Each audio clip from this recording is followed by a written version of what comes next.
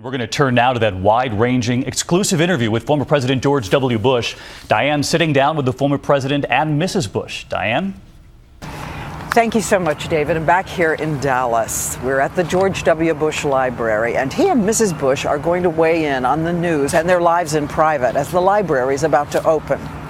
He has been off stage, away from reporters, in silence, but tonight, he sits with Mrs. Bush as we ask him about everything from terrorism to Iraq to the next presidential election. Mr. President, great to be interviewing you again. Did you miss all of us? No.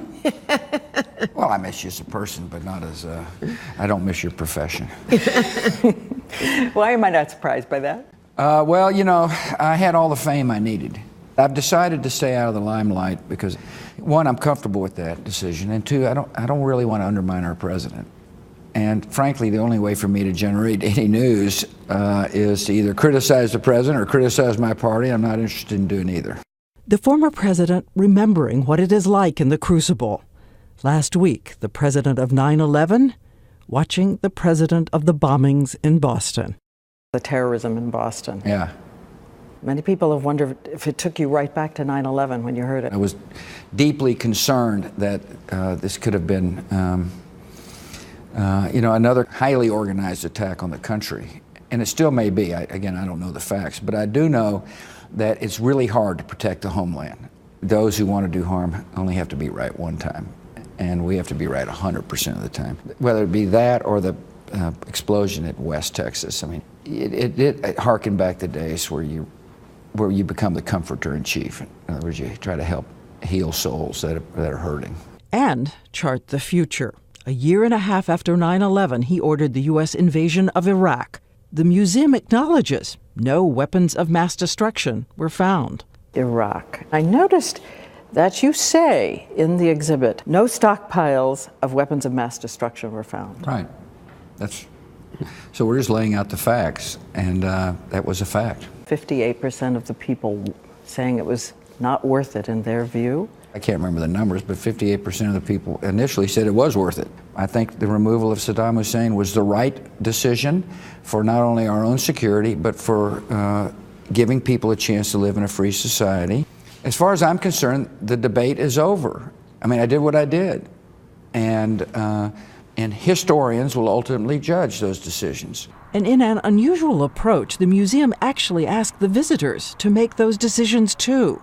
You're given fast-moving information and a clock counting you down to do it fast. The purpose of the museum is not to herald me necessarily, but to explain different events and to show people what it's like to make decisions. Feel the pressure that the president feels to see how the president reacts to various decisions.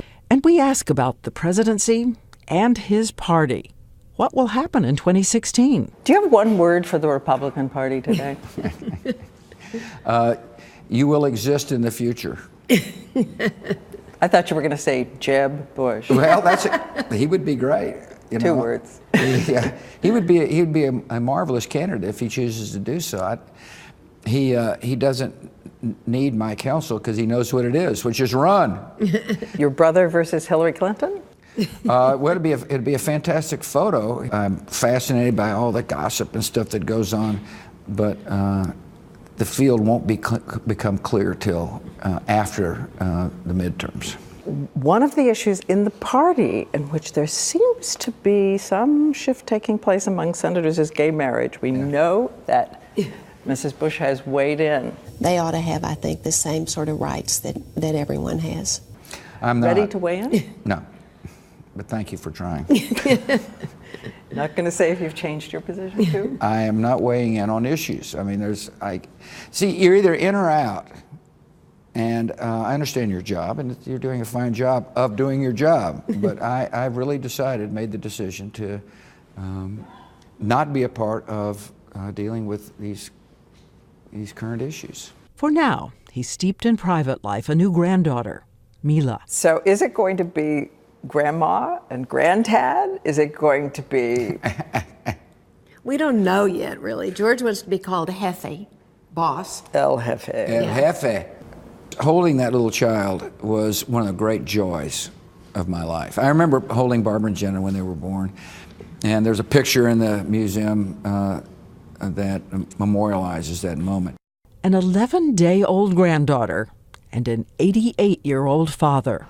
The central statue at the museum is the two of them. Through our windows Yeah. from the back, Yeah, we can see the statue you commissioned. It's the two of you. it is. I wouldn't be sitting here without his unconditional love, and it gives me great comfort to know that he will be by my side for eternity. And as the museum is opened, and there are 4 presidents, Sure will be. and you are looking out, what are you going to be thinking? One, how blessed I am. And it's not going to be all that long that I will be going to President Obama's library and museum dedication.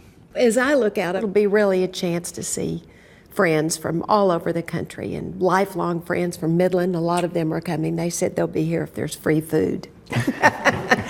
And then back off the stage. Back off the stage, yeah. I know people don't believe that somebody who'd been in the limelight for so long is anxious not to be in the limelight. Each former president chooses his own path. I've chosen mine, and I'm very comfortable with that decision.